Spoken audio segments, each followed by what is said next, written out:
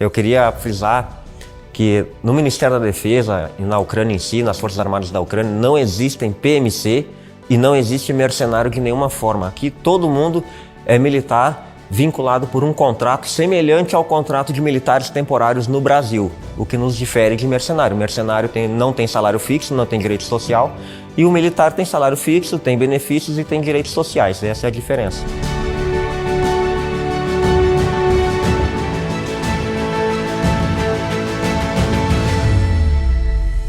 Meu nome é Máquina, eu sou do Rio Grande do Sul, Brasil.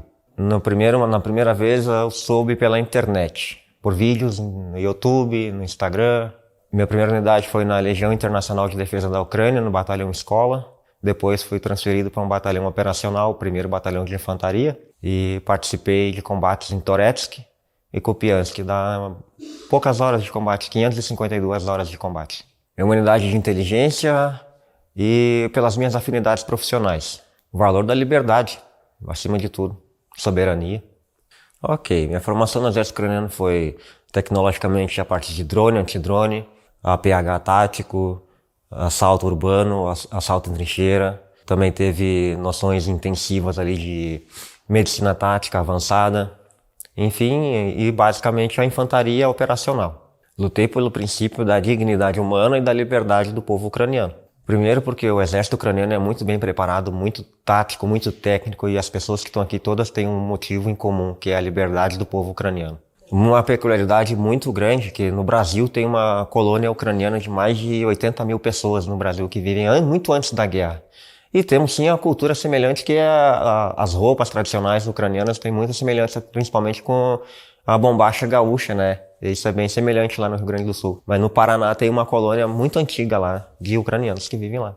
Com britânicos, americanos, canadenses, australianos. Eu trabalhei basicamente com norte-americanos, mas também com latinos, com colombianos, venezuelanos, uruguaios, argentinos, paraguaios.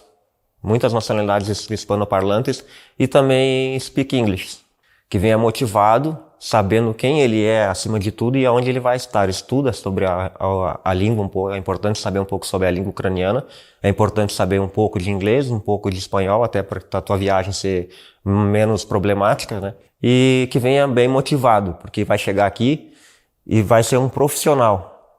Vai ter que se adequar à cultura deste país e não à cultura da onde tu vem. É importante ressaltar que no exército ucraniano, nas Forças Armadas da Ucrânia, não existem mercenários, nem PMC, que é muito comum no Brasil o pessoal falar em PMC. O que me surpreendeu aqui nas Forças Armadas da Ucrânia foi a operacionalidade tática e técnica.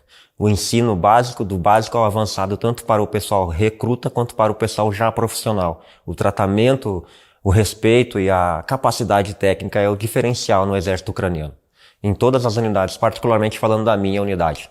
Eu aconselho a futuros voluntários que querem vir servir na Ucrânia, que venham com motivação profissional e venham voltados com a mente aberta a aprender a se habitualizar com a cultura ucraniana.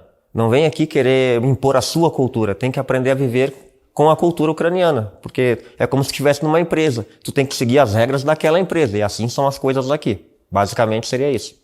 Bom, aqui basicamente todo mundo é bem tratado. Eu queria agradecer o respeito que as pessoas aqui têm, os instrutores, né, os recrutadores também, tratam todo mundo com respeito, com normal. E recomendo as pessoas assim, que têm interesse em entrar em contato e se inscrever na página do Centro de Recrutamento do Exército Ucraniano. Slava Ucrânia!